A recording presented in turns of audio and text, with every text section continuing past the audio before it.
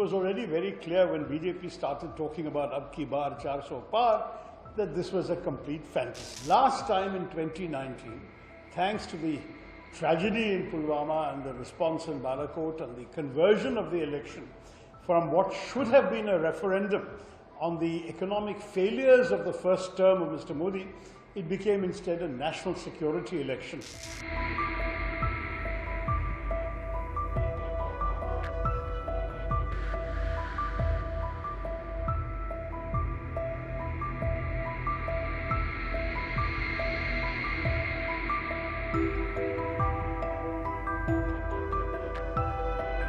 From here to Gurgaon to campaign for our friend Raj Babbar and for the Indian National Congress in Haryana.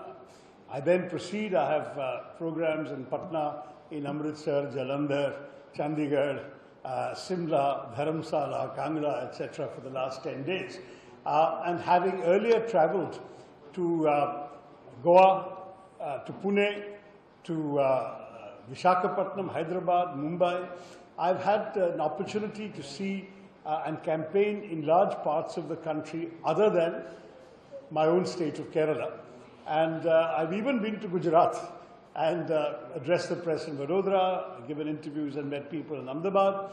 So I would say with some confidence that I'm looking at the overall picture in the country with a great deal of self-belief, a great deal of confidence.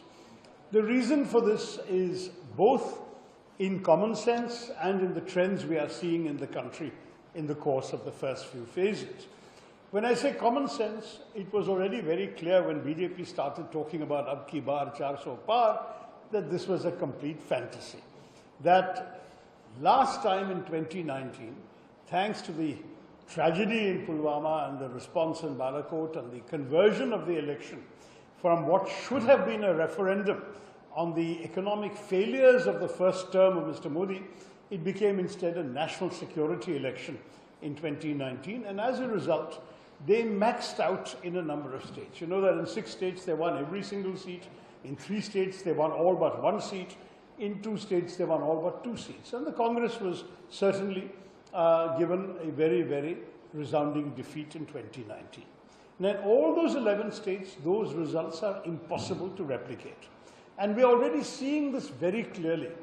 Already by the time Kerala voted in the second phase, the news coming from those districts in the north that had voted was extremely encouraging, that the strongholds of the BJP had shown minimal turnout and significant drop in voting figures, whereas where the Congress candidates and the India Alliance candidates had attracted enthusiasm, the voters were coming out in good numbers.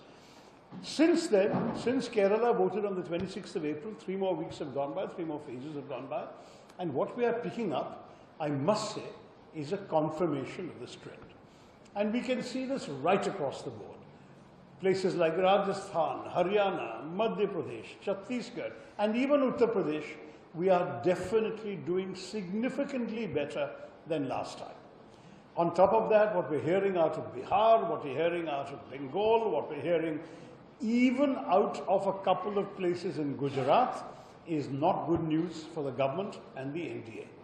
So our Atmavishwas has gone up even further. We are absolutely in a positive trajectory going into the last 2 weeks of this campaign. And I just want to say to all of you, the main purpose of this election is to change the government in Delhi.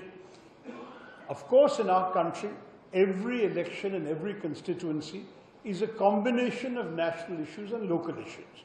We fully understand that. But the overriding national picture is one of whether the individual voter is happy with what has been the experience of his family and himself in the last 10 years.